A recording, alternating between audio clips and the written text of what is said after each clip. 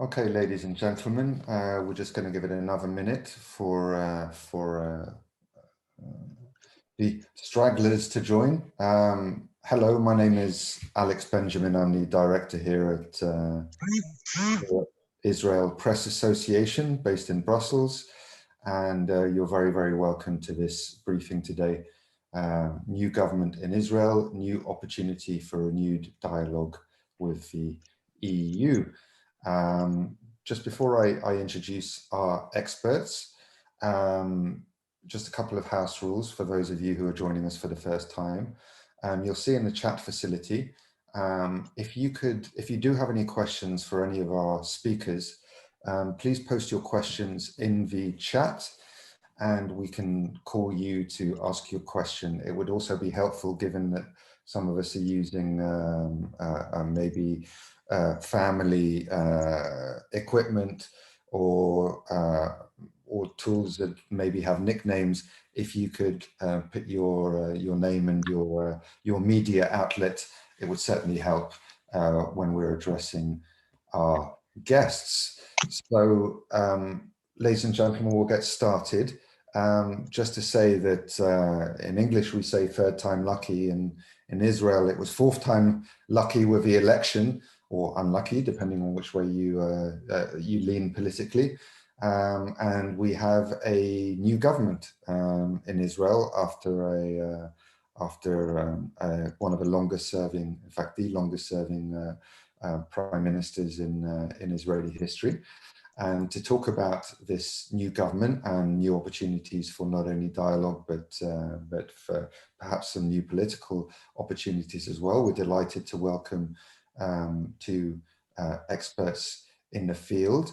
That's Dr. Maya Sion-Tzidkiyahu, sorry, I beg your pardon, who is a leading authority on EU-Israel relations and the European Union integration process. Director of a program on Israel-Europe relations at Mitvim, which is the Israeli Institute for Regional Foreign Policies, one of Israel's leading independent think tank, and also co-president of the European Association for the Study of European Integration, regular TV and radio news appearances on European-related issues, and published op-eds in Haaretz, Jerusalem Post, and Times of Israel, amongst others, as well as somebody who I've had the pleasure of knowing for a number of years.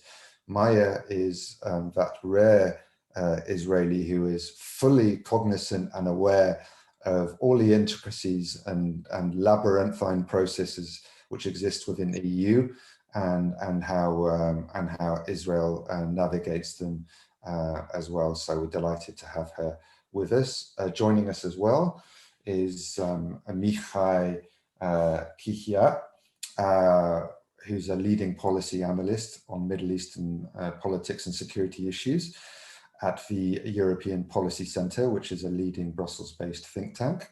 Before joining the EPC, Mihai worked for the European Business Summit, and prior to that, part of the Security and Defense Program at the German Marshall Fund of the United States, as well as the Romanian Ministry of Foreign Affairs, again, specializing in Middle Eastern affairs. So one offering a very much Israeli perspective, and the other offering a very much European perspective. So with that, I'm going to hand over very, very briefly to my esteemed colleague, Tal Rabina, who's our Director of Strategy based in Israel, who has a last-minute guest, a very important guest. And I'll hand over to you, Tal, to make the relevant introduction. Thank you. Thank you so much, Alex, and welcome everybody. As always, great to see some familiar faces.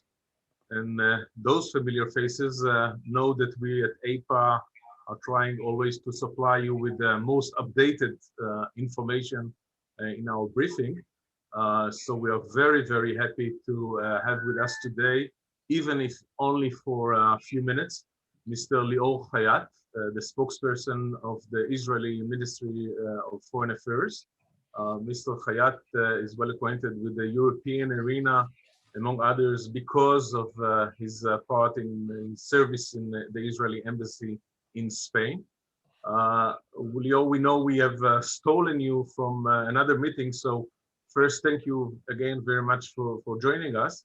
And without any further ado, the floor is yours, but maybe just with the one question that was asked by a lot of journalists attending this briefing. Are we heading a restart to somewhat, would say, challenging the EU-Israel relations? Shalom Tal, shalom everyone, shalom from Jerusalem. It's a pleasure to be here with you. As Tal said, only for a few minutes, but I'm honored to take part of this briefing organized by EIPA. It's always a pleasure working with you. For those of you who don't know me, my name is Leo Haaretz. For the last year and a half, I'm the spokesperson of the Israeli Ministry of Foreign Affairs, and I've been a diplomat for the last 20 years. I served in Argentina, Spain, and most recently as Consul General in Miami. It's a valid question, Tal. I don't like the word restart, and I will try to refer to it as in a different way. It's definitely challenging a relationship between Israel and Europe. It's probably the most important relationship Israel has after our alliance with the United States. And I do think that the new government, and especially the new Foreign Minister Yair Lapid, is keen on changing the atmosphere, changing the dialogue between Israel and the European Union as a whole, and our partners in Europe. But the word restart maybe refers to erasing everything that we have accomplished or done before that, and I think that there will be definitely a change in the messaging, but we have a lot of accomplishment in the recent years with Europe, alongside the things that we don't see eye to eye, and there should be an open dialogue between Israel and Europe. I would like to say a few words about the new government, taking in mind that I'm a civil servant. I'm not a politician, and I'm not a political appointee, but there is a new government in Israel, a very unique one. It's a unique one because not only in the Israeli sphere, because Israel, since its creation 73 years ago, have always had coalition governments. There was never one party that had the absolute majority to rule within the Israeli parliament, but usually those coalitions were more ideologically connected and way smaller, and then the smaller in numbers of parties or groups within the coalition. There is one thing that I think that is very notable if you look at the Israeli society and the way that the new Israeli government reflects the Israeli society. One of the traditions we have after elections, when we do get to form a government, is that the day after the swearing in of the new government, all the ministers go to the residency of the president to take the family photo, the photo of the entire government. And this photo was very unique, because basically all parts or most of the parts of the Israeli society could look at that photo and see someone that represents them in that photo. Whether you are a right-wing supporter or left-wing supporter, where you men and women, whether you Jewish, Arab, or even LGBT, there's someone in that photo that represents you. I think that it's a unique thing that, and maybe this is the essence of democracy, is that the government really represents the society. And since the Israeli society is so heterogenical, maybe that there's so many colors, it's like a mosaic, this government represented. And in that same way, maybe this is also a way to create a unity in a divided society that has become more and more divided over the last 4 rounds of elections. Every round of elections, obviously, in the election process, the campaign is aimed in putting the spotlights on the differences between the different groups, while the creation of this coalition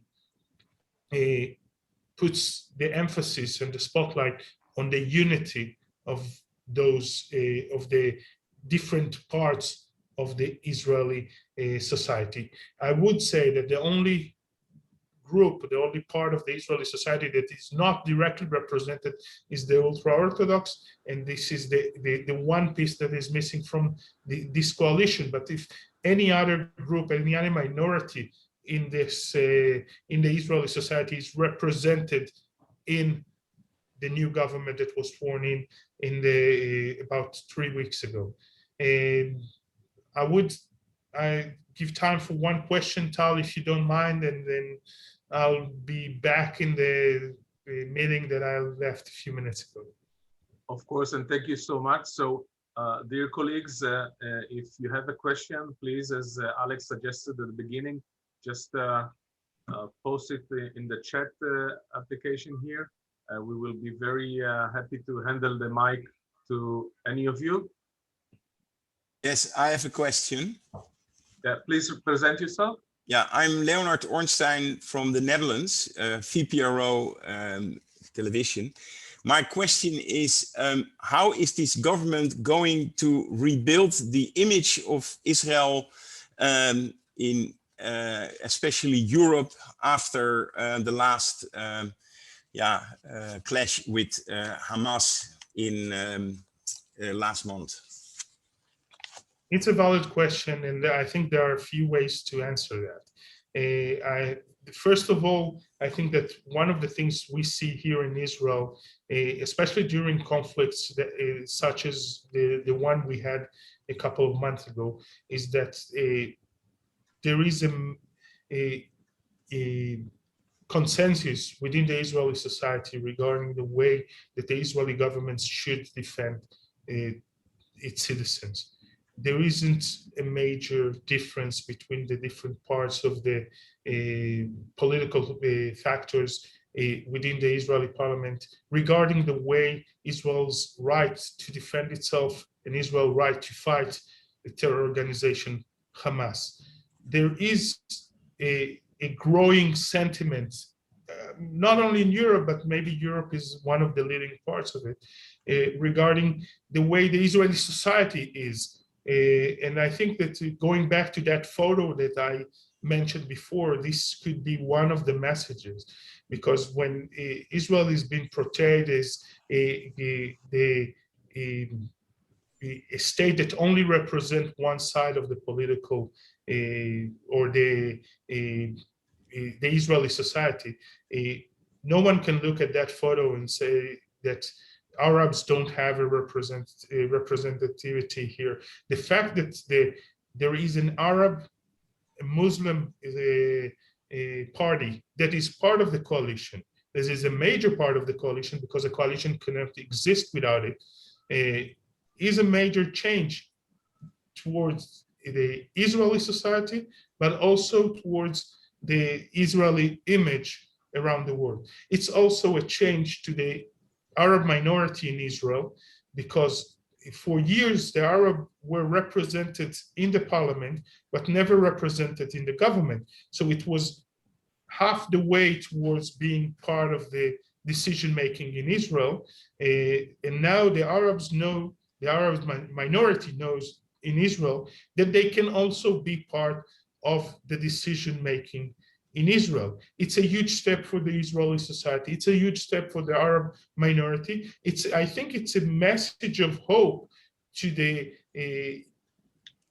young generation among the Arab minority in Israel, that this glass ceiling that they were hit all the time, that they are represented by, but not really effective in the Israeli parliament, is no longer there. And there could be Arab members of parliament, there could be Arab members of coalition, and even Arab members of the cabinet. And the fact that we have an Arab minister is not the first time, obviously, but it's the first time that it's within an Islamic party as part of the coalition, and their ideology is part of the infrastructure of this coalition. And this is really a message towards the new generation in Israel, that the coexistence within the Israeli society is part of our future. Thank you very much for your interesting answer. Do you expect this image of Israel is a priority of the new government? And do you expect the Prime Minister and the Minister of Foreign Affairs to come to Europe soon? I do. I've seen that there are some news in Europe that there is a visit planned for next week. We hope it will be, I can't officially confirm it yet, but hopefully we are still working on the details, and hopefully it will be officially public very soon. I do believe that this is major part of the foreign minister agenda. He spoke about it in his first speech as a foreign minister, and he talked about the importance of Europe and the relationship with Europe to Israel, and he talked about the importance of Europe supporting the peace process in the Middle East. I've just came back with the foreign minister from a very important and historic trip to the UAE when we inaugurated both the Israeli embassy in Abu Dhabi and the Consulate General in Dubai. We almost take it as for granted that we have an embassy and a consulate in the UAE.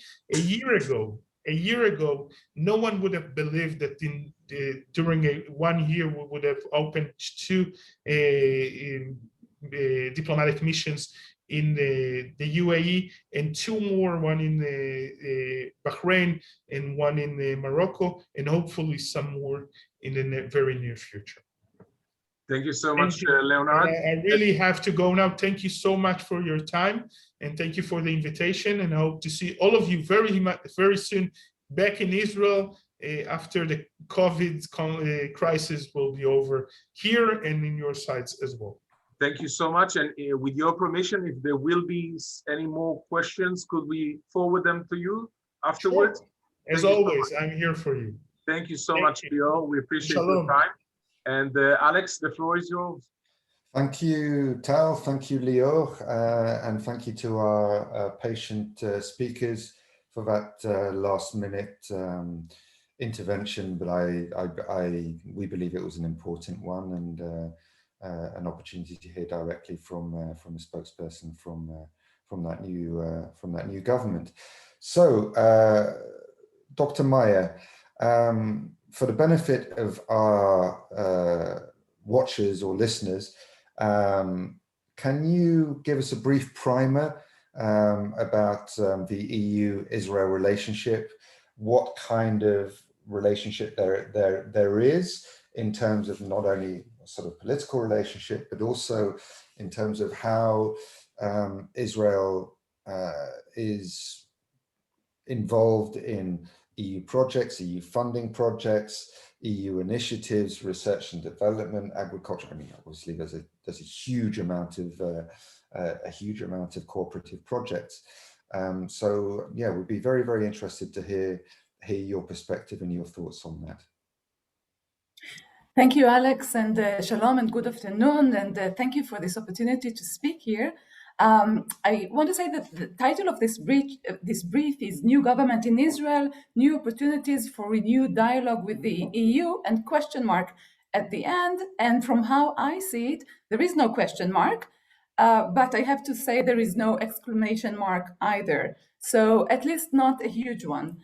But still, I'm optimistic, and it's the biggest chance in a decade to give a more positive stimulus to Israel-EU relations and put them on a more positive path. There are a few signs for this optimism, as you've heard. First, Joseph Borrell called instantly Yair Lapid when he was the new government was appointed, and congratulated him and invited him to Brussels, or hope to see him in Brussels soon. And indeed, as we just heard, this is the second visit that Yair Lapid will hold after the UAE to Brussels, and it is expected to take place next Monday, and to have lunch with the 27 EU foreign ministers within the Foreign Affairs Council and with High Representative Borrell. So this is already another signal that Lapid has the EU relations in its priority, because otherwise we would have seen him probably go to Washington or to Paris or Berlin. So it's a symbolic gestures, but there are also pressing issues to be dealt with, such as the Iranian deal, which probably we won't discuss here to a great extent. And it's also the advantage of the EU to have these economies of scale in the political sense of being able to meet and address 27 foreign ministers at once with Borrell. So unlike Foreign Minister Ashkenazi, former Foreign Minister Ashkenazi, Lapid is actually a foreign minister with a strong vision of how the foreign relations of Israel should be. He wanted this position and prepared himself to it for several years. And as I've said, improving EU-Israeli relations is high on his agenda. And he actually said it, as Lior Hayat was saying, he said it in his first speech at the Ministry of Foreign Affairs in Israel when he addressed the staff and replaced Ashkenazi. And he said the following things, and this is my translation from Hebrew.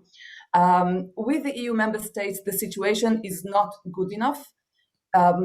The relationship with too many of the governments have been neglected, and a certain hostility developed there. To shout that everybody is anti-Semitic is nor a policy or an action plan, even if sometimes it feels right. And here comes what I think is even more important part. He said, last night I spoke to High Representative of the EU, Joseph Borrell, and exchanged text messages with my friend, the President of France, Emmanuel Macron. And then Lapid said, we all think the relations between Israel and Europe should change, improve, and deepen. So I'll go over this change, improve, and deepen. And I hope when he says we all hope that he talks about the government in general.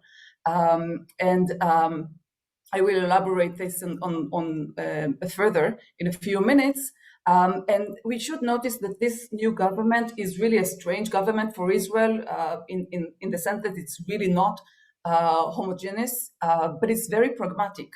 And especially the heads of the political parties are very pragmatists and not populist. And this is something that can help to advance the EU-Israeli relations. So as Alex was asking, I'll try to give you very briefly the current state of affairs in EU-Israeli relations. And obviously, I'll put some more emphasis on the stress and the difficulties that were part of those relationships.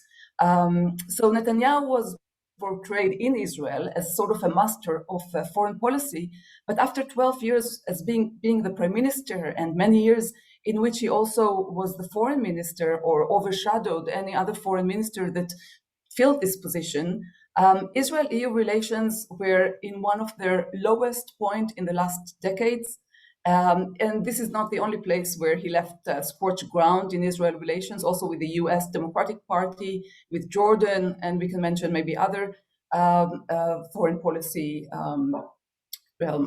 places. So after Netanyahu moved from annexation to normalization last year, then Foreign Minister Ashkenazi tried, and he succeeded to some extent, to rebuild and improve the relations with many countries. And under the German EU presidency, Foreign Minister Heiko Maas actually invited him to the foreign minister informal meeting at the Gimnich meeting in Berlin.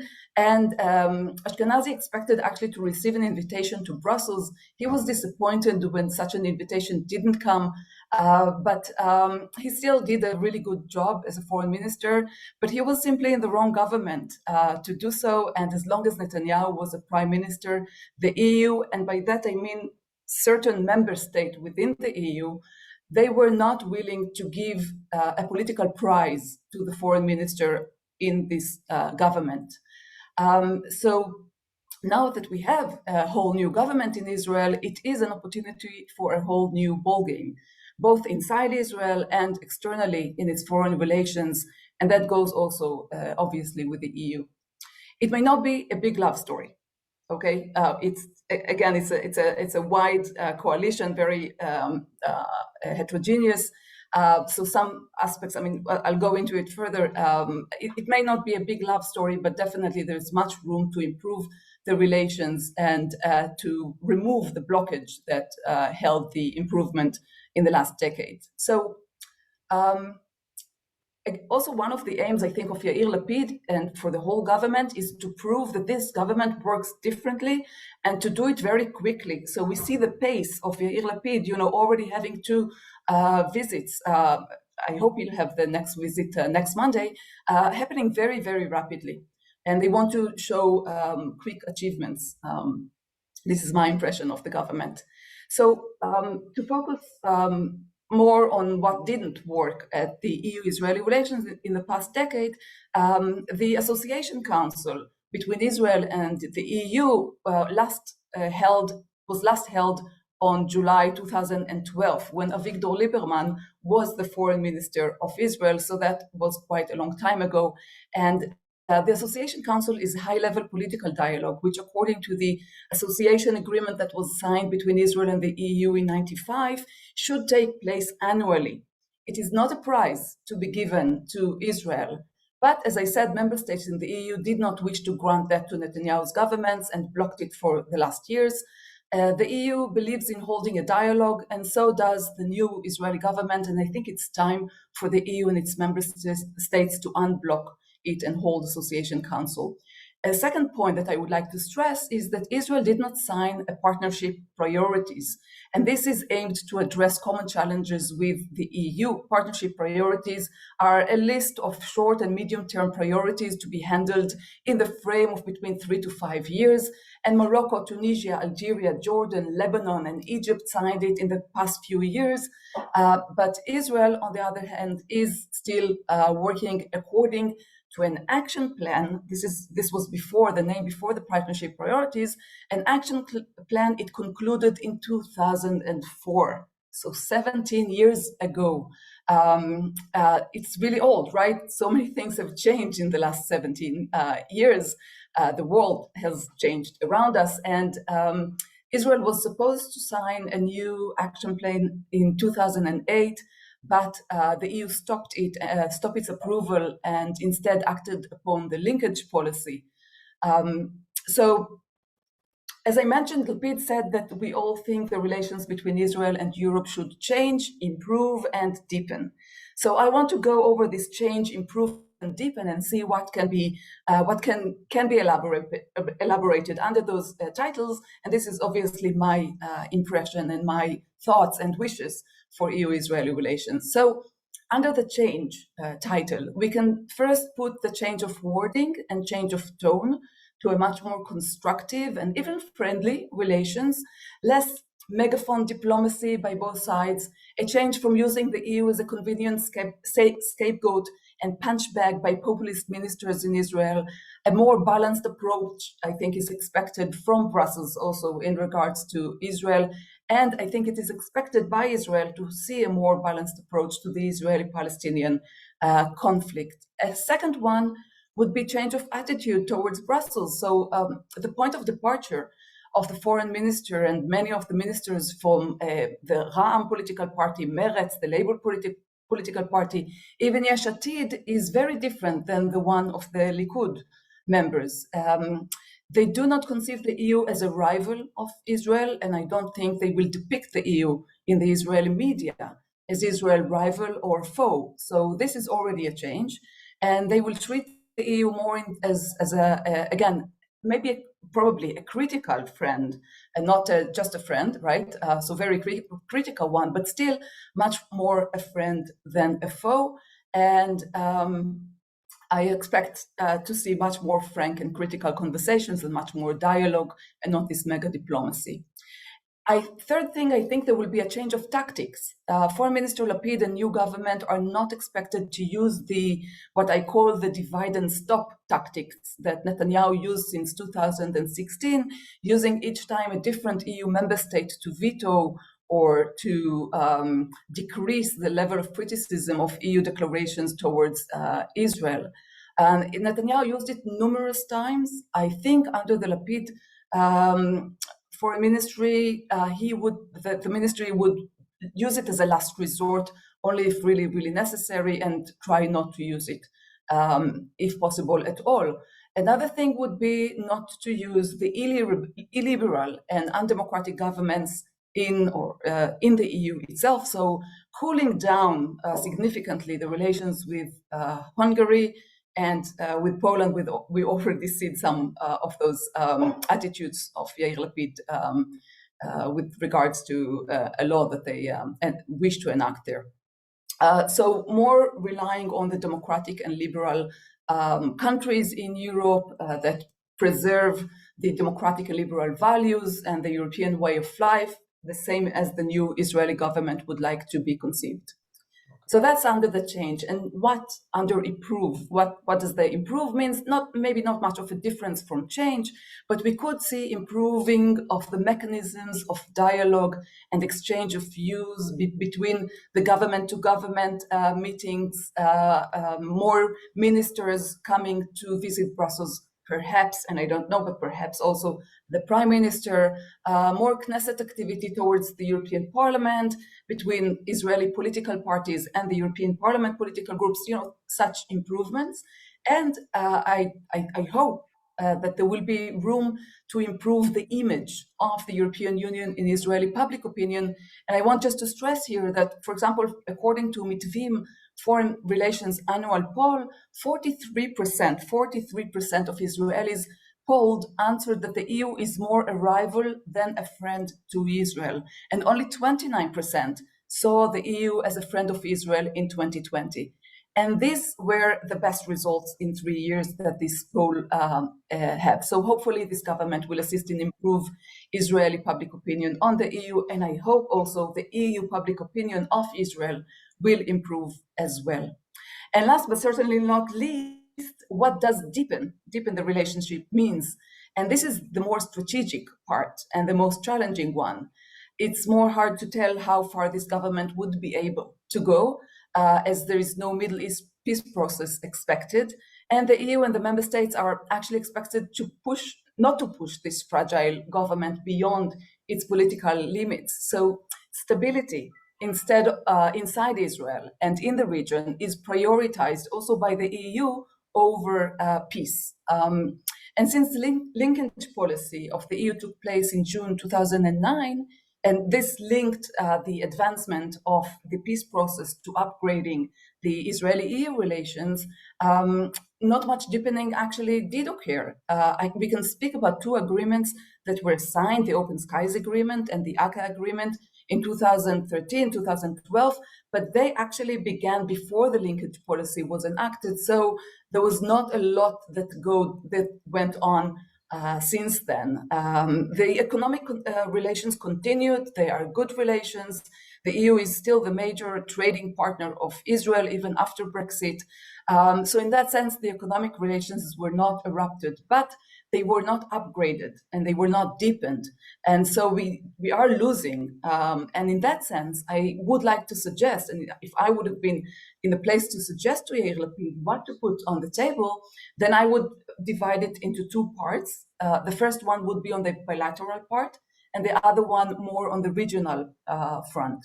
So bilaterally, Israel used to be the European neighborhood country who held the most advanced relations with the European Union, outside of Europe, obviously. And we can mention the free trade agreement that was signed in 1975 and the association agreement, which was really advanced, but it was signed already at 1995, so it's already updated by now. and outdated by now. We can speak about the Israel entering the framework programs for research and development. That's how it used to call before. It was called Horizon 2020 and Horizon Europe. And Israel went into the FP4 already in 1996. So it's more than 25 years now that Israel participates in those programs, and it is about to enter Horizon Europe. It has just started the formal negotiations. There were some difficulties there, both because of COVID, so those are internal EU difficulties, and there are difficulties that are related to Brexit, and I can elaborate on that later. Israel was the first country to sign what's called an ACA agreement. It's a technical one. I don't want to get into the details, but it's very advanced. The EU actually recognized Israel's laboratory practices and allowed it to have medicines, Israeli medicines of Teva, for example, enter the EU without additional checks. The Open Skies Agreement, for example, that was signed in 2013 until 2020, until 2019, when before the corona, it doubled the number of Israelis going to the EU. It more than tripled, I think, the number of companies actually coming to Israel, flight companies, air carrier companies coming to Israel. The number of destinations in the EU more than doubled, and so many things have happened due to this agreement. Within Erasmus Plus, for example, the exchange of students and faculty, Israel has the biggest exchange, the numbers of faculty and students going to Europe and coming from Europe to Israel among all the southern neighborhood countries. So Israel really has a lot of advanced, already established connections and really successful programs with the EU. And as Lior Hayat just mentioned, we don't want to do a restart. We do want to improve, to deepen, to upgrade the relations. And here there are two main things that I think Israel can put on the table. Minor one. Maya, sorry, yeah. I was going to say, if you can hold those thoughts, and then we'll come back to them into some questions, because I want to bring in our other guest, and we're already starting to get questions from the journalists, if that's okay. So, Alex, maybe just 1 minute. I'll just be really, really brief, and then okay. All right, no worries.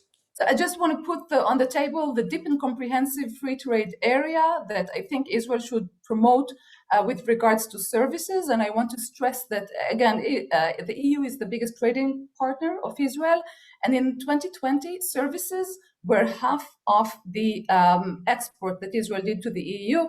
It is an OECD country, and 70% of our GDP is services. So there's a big chance that the EU and Israel would gain from a deep and comprehensive free trade area. And last thing would be to try and conclude partnership priorities, but this is not a must. So just to stress that holding an association council or concluding a partnership priorities is not a must. And we can advance into new agreements even without those political symbolic gestures. Maya, your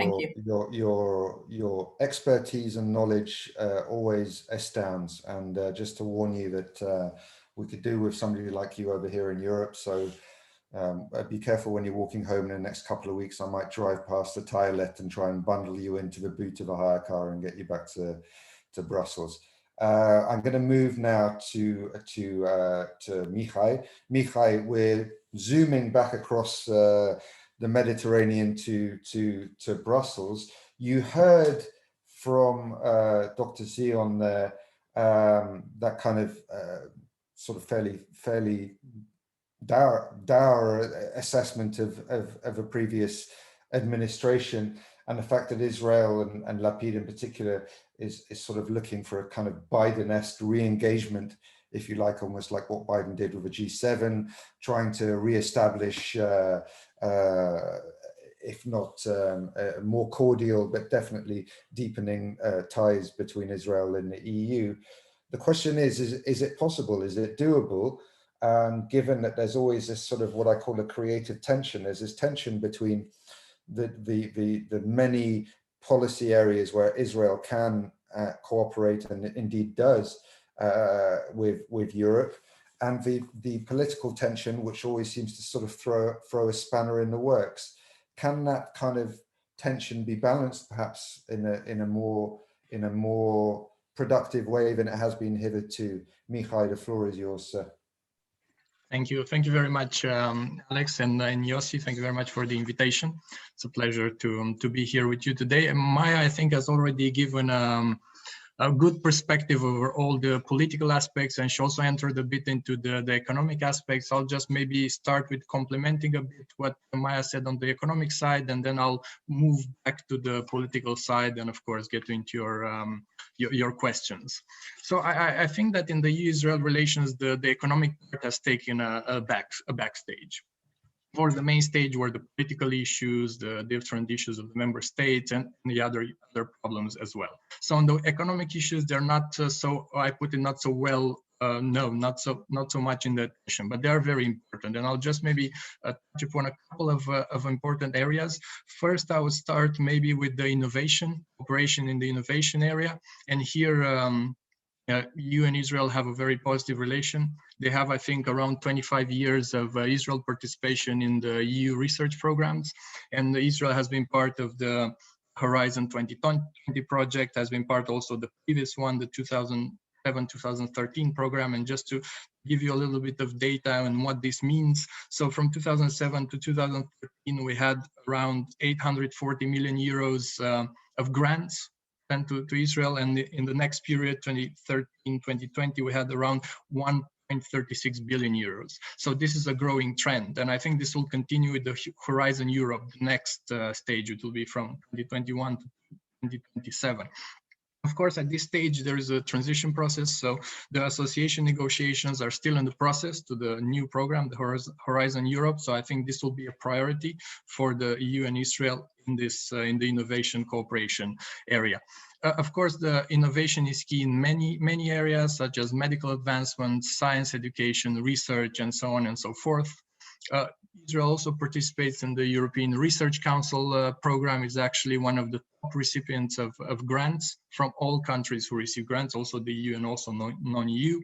Maybe important to mention also that the Israel cooperates with the European Investment Bank, and there is a collaboration agreement signed in 2020 with the Israeli Innovation Authority, which pursues investments in biotechnology.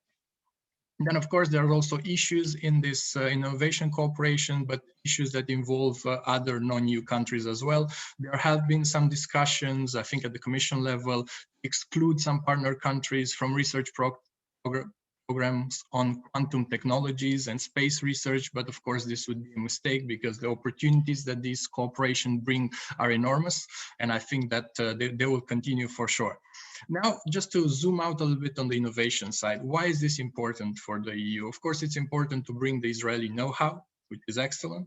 It opens up cooperation opportunities.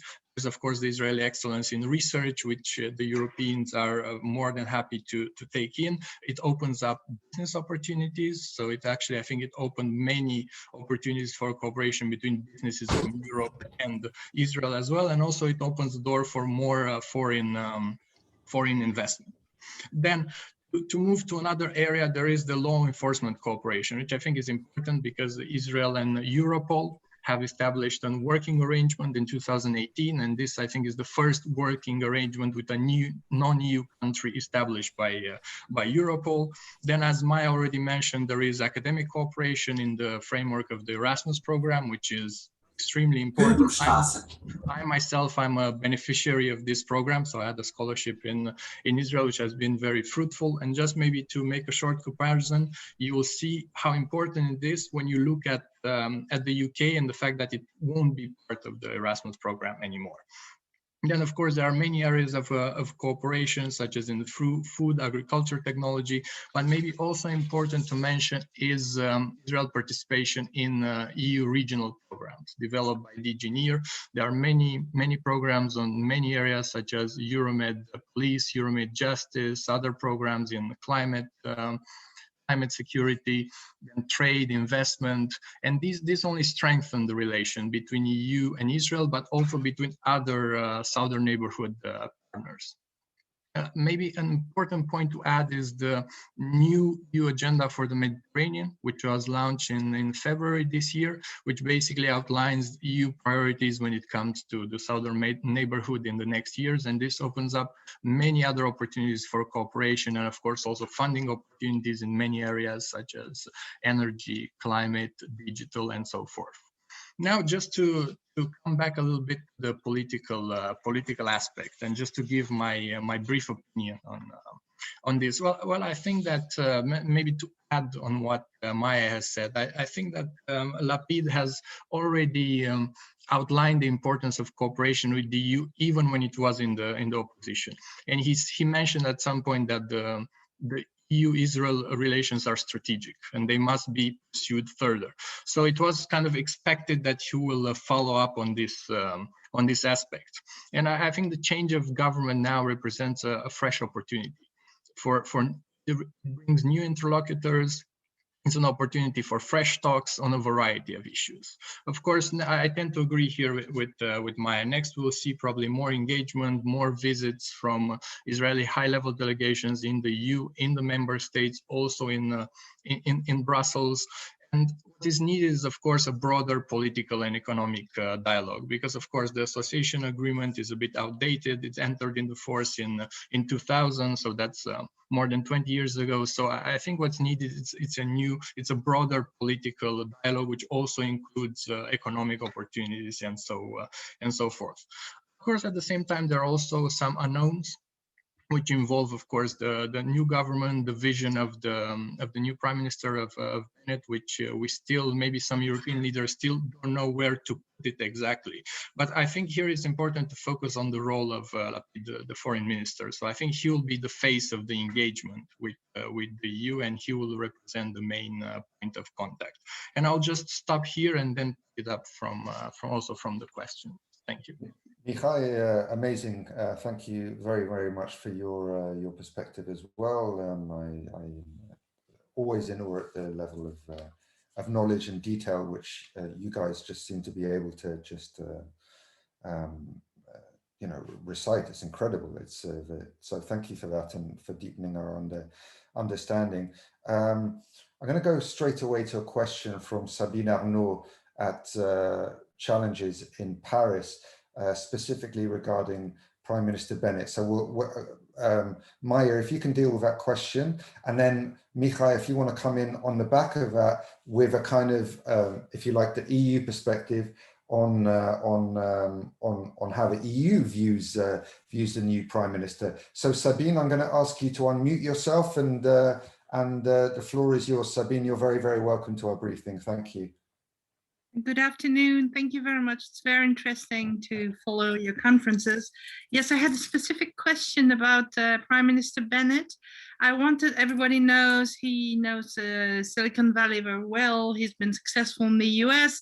So it's as if he had really American background. So I wanted to know what his relationship is toward the EU, what connection he has, what program he has, what feelings, and if he knows some European leaders he would have a specific relationship with.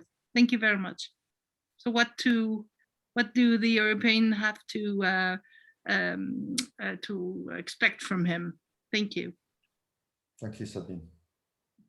So thank you, Sabine. It's a great question, which I have to say and admit I didn't really put a lot of thought until now. I have to say that Bennett, indeed, as you very rightly mentioned, he doesn't have a lot of connections with Europe, and he didn't try, as Lapid did, to establish himself as the next foreign minister of Israel. He did try to establish himself as the Minister of Defense, as the next prime minister who's going to fight coronavirus, etc. I do know that in 2013, when the European External Action Service actually published the guidelines, which says that all the agreements with Israel would only be within the 1967 lines, so without the occupied territories, without the Golan Heights, without East Jerusalem, then Naftali Bennett, as the Minister of the Economy, was actually against signing the Horizon 2020 agreement with the EU. And that's as a Minister of Economy, which should made him aware of the huge importance that EU-Israeli relations have, and also, of the Horizon 2020 program that is not just an academic one or innovation or high-tech. I mean, it spills over to the economy in general, also to industry and to exports. I think, though, that since the Netanyahu government that he was sitting in accepted, those guidelines eventually, and did enter many agreements that had this territorial clause, Naftali Bennett shouldn't have any problem, and the current government, they would not like it, obviously, but since it's already established for the past 7-8 years, they shouldn't have, to my opinion, any problem of signing that again. Netanyahu is now giving the stamp of kosherness to many EU initiatives. So that's my take on it. But yeah, he's not very Europeanist and not very familiar with Europe. And Mihai, conversely, thank you, Maya. Mihai, conversely, is he a relatively unknown quantity amongst the Brussels capitals?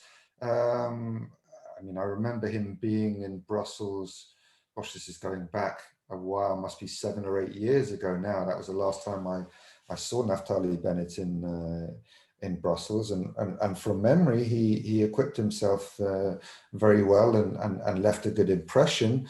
But I mean, what's your perception, Mihai? I think the EU capitals are not, very, very familiar with him at the level as they are with other leaders. But at the same time, it's also my feeling that the European capitals see Lapid as the main interlocutor and also as the next prime minister. So they tend to look in the future. Of course, it's not sure given the fragility of the new government, but that's my feeling, that they see Lapid as the main interlocutor. They are, of course, aware of the views of Bennett and his party as well, but they see Lapid as the main driver of the coalition, as the main image, when they discuss EU-Israel relations. Okay, thank you, Mihai. Maya, I may just jump in, as Maya said before. He's more American-oriented, maybe, but I believe in 2014, when he was the economic minister, he did went to Brussels, met his colleagues, economic ministers, and he gave a big speech of the importance of the collaborating, the economical ties, and he stressed the contribution that Israel might have to the European citizens with its high-tech innovation arena. So he is not a European, but he did approach the European countries, and certainly, as we could tell from that experience at least, really stressed the importance of the economical ties between Israel and the EU. Sorry, Maya. Alex, if I can add something very quickly. I think, in Europe, from what I saw, Naftali Bennett was depicted as this right-wing extremist, as, religious person that, I don't think Europe knows how to deal with. And it's really important for me to say that Naftali Bennett is a pragmatist. He comes from very different worlds of really the high-tech world of innovation, and he's a diplomat. He can be very diplomat when he wants to.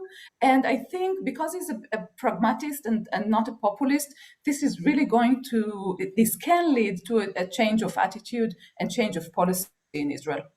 I'm going to keep you there for a second, Maya, because I've got a question, and then I'll open it up to the floor. And it's not that I'm trying to dampen down any enthusiasm or anything like that. I'm just wondering, having been in Brussels for a long time, I see and I understand how the EU leverages sometimes its support and its funding programs, etc., as a means of exerting political influence. So the question is there a danger in a deepening relationship that Israel, certainly not only in foreign policy, but generally, foregoes some of its if you will, operational independence and maneuverability by embedding itself further into a sort of European model of cooperation. And that's to you first, Maya, and then if I may to you, Michai. Well, thanks, Alex. I don't see that coming. I mean, Israel is a small country, but it's very strong in the region, and it's very strong-headed, and it will not bend. When it comes to its security, to its autonomy, it will not bend. Not when it comes to Iran, not when it comes to any other security threat that Israel is facing. Having said that, I think, you know, with the normalization agreements, we are facing a new perhaps, you know, at least in part, a new Middle East. And the EU can actually be a facilitator in that sense, in helping joint projects in the region, and also helping to fund those joint projects, or to have investors come and find and give investments to those joint projects. So there is a lot of, actually, I think some of the, at least part of the balls, so to say, is in the Israeli foreign minister hands, and he should start talking to our Arab and Muslim countries that we have relations with, and start thinking beyond our imagination, and, you know, see how further we can take this initiative. Michai, over to you on that one, and also if I could ask you just on that as well, because Maya raised a very, very valid point at the end. We didn't even touch upon the Abraham Accords and relations with Arab states, and how has that been a game changer from a European perspective? I mean, I seem to remember it kind of almost caught Europe on the hop when the Accords were announced. So yeah, I mean, just your thoughts on that, Michai. Well, maybe just to go to the first question first. I'm actually a critic of how much the EU is able to, you know, enforce things or to leverage things. So I tend to agree here with Maya. I don't think there is going to be any leveraging. Of course, going to the Abraham Accords now. I totally agree with you. The EU was taken by surprise. Obviously, they didn't expect it, but this comes to a much broader issue, which is the understanding of the EU, understanding from the EU side of the region, of the whole Middle East region, and understanding, you know, the trends might happen, and also having the ability to foresight the things that will happen. Having said that, I think what the EU needs is, of course, a plan. A strategy, I think, might be too much, but a plan which would include some measures to, you know, to increase multilateral cooperation, to include, you know, more regional programs, including different actors. There are states, Israel now, and it needs to have this plan on a longer term, and it needs also to connect different funding opportunities, also on a longer term, because we haven't seen in the past, what we haven't seen in the past is continuity. And this is what it needs. So I would say it needs understanding, continuity, and of course more things put on the paper and implemented afterwards, which of course implementation has been lacking for some time. Okay, thank you. Okay, we're approaching the end, sadly. I mean, it's just flown by. I'm going to open it up to the floor before I have a question for both of you, a sort of, if you like, a more fun or informal way to perhaps finish off the briefing. So I'm just going to open it up to the floor at this stage. If there are any further questions, please unmute yourself and fire away.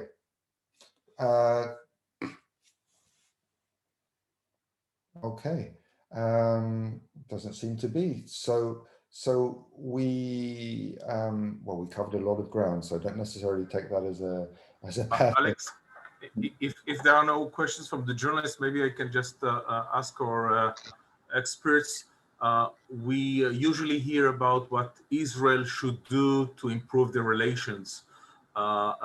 Based on what Maya said before, if you recall, the very low percentage of, I would say, confidence that the Israelis have in the EU attitude towards Israel. What do you think Europe or the establishment of the EU might do better to improve those relationships? And of course, this question is firstly to you, Mikhail. Thank you very much, Tal, for the question. I'll just jump in. Sorry, Alex. I just jumped in the discussion. Well, I think it's an interesting point to see what's the perception of Israel. I think just to separate a bit between the EU and member states level. I think at the EU level now with the new government, there is, of course, there is enthusiasm, there is openness to take the discussion further, touch upon also more sensitive issues, but also on the economic aspects. So what I think in the future will happen, of course, the economic cooperation will continue, will most likely be upgraded. And on the political issues, more political dialogue, more visits, more interactions will happen. At the member states level, I think here it's slightly different because different member states have different perceptions of Israel, and we all know there are, like, of course, states who see Israel very well. There are states who are more critical of Israeli actions. I think here it will depend on the engagement of Israel with these specific countries, and of course the other way around as well, the engagement of this country with Israel.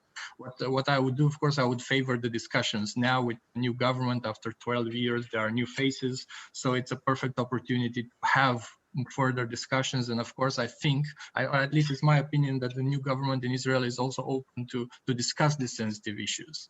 So I would put forward more dialogue from the European sides, more, of course, willingness to touch upon on these sensitive topics. And of course, there will be difficult discussions. There will be subjects where there won't be common ground, but going forward and having these discussions, I think would be at some point find common ground to move forward, or at least to move forward on the issues where there is common ground. Thank you so much, Maya. Michal, I think you're very correct in what you depicted, and I would add that the Israeli, especially Jewish, attitude towards the Europe in general and the EU in particular is extremely emotional one. It's not rational relations as we have with other nations. And I think Israelis want to hear positive attitude, positive words from Europe to Israel, sort of wants to be hugged by Europe. That's one thing. So no more criticism or harsh criticism, or at least to see it much more balanced when they're speaking about us and the Palestinians. You know, it takes two to tango. And with regards, we could see during the corona, the height of the corona, when Israel started the vaccination project and was really advanced, we could see how the positive opinion in Europe on Israel is improving, significantly improving. And after the Gaza round of fighting, obviously all of this dropped down again to the low levels before. I think what the EU can do is think over its linkage policy of linking the advancement in the Middle East peace process to the advancement or to the upgrade of relations with Israel. So far, it has not brought the EU any achievements. I mean, Israel is, as I said, strong-headed, it's stubborn, and it says, so, okay, we won't upgrade the relations. I think Europe, obviously Israel suffers more because Europe is much bigger than us and it's much more important in terms of economic trade, but also the EU is missing out. Just to give an example, when it signed, the EU signed a free services agreement with Canada, within 2 years, the amount of export of services from the EU to Canada was up by more than 12%, and it can go to even higher extents with Israel. So everybody are missing out, and also I think the EU is missing the opportunity even to have leverage on what's going on in the region, because Israel just keeps blocking it. When this is the EU attitude, Israel keeps blocking it, and I'm not sure that the new government would treat it any better. Maybe more politely, but not better. Okay, sorry, yeah. Please finish your... Just to finish in a much more optimistic note, I hope this will be a new, fresh, not restart, but start of, you know, improving, changing, deepening the EU-Israeli relations. Maya, thank you so much. And in fact, you know, you added that bit at the end. I thought it was I thought what you finished was a positive, because in a sense, that is the opportunity is not to miss out, to work on areas where neither side feels like they're missing out. And there is a wonderful opportunity for Israel and Europe. Let's just hope the tensions which I alluded to at the start, the sort of foreign policy versus the more common sense mutual cooperation, sometimes they get in the way of things. But it was certainly a fascinating, all too short discussion with two experts. I felt it was positive, and we thank you very, very much for your time. And of course, further on down the track, we'd like to get you both back on and sort of see how you feel, and see if you feel things are going in the right direction. Ideally, Maya, physically here in Brussels as well, where we could get you around the table with Mihai and invite some journalists and have some FaceTime. So that would be wonderful indeed. I'd like to thank all of our guests, and thank you for taking part. The video of this will be uploaded very, very soon on our Press Association website. You can find all the necessary details in the chat. So if you need to go back or listen again, or you didn't quite catch something, we obviously like to make that available for you. And of course, a big thank you to our media advisors as well. That's David, Yossi, Katya, Oliver, and our Israel team for making this briefing possible. Thank you so much, and we'll catch you again very, very soon. Thank you. Goodbye, Thank you very much. Thank you very much. Bye-bye. Goodbye. Bye, everybody. Bye-bye.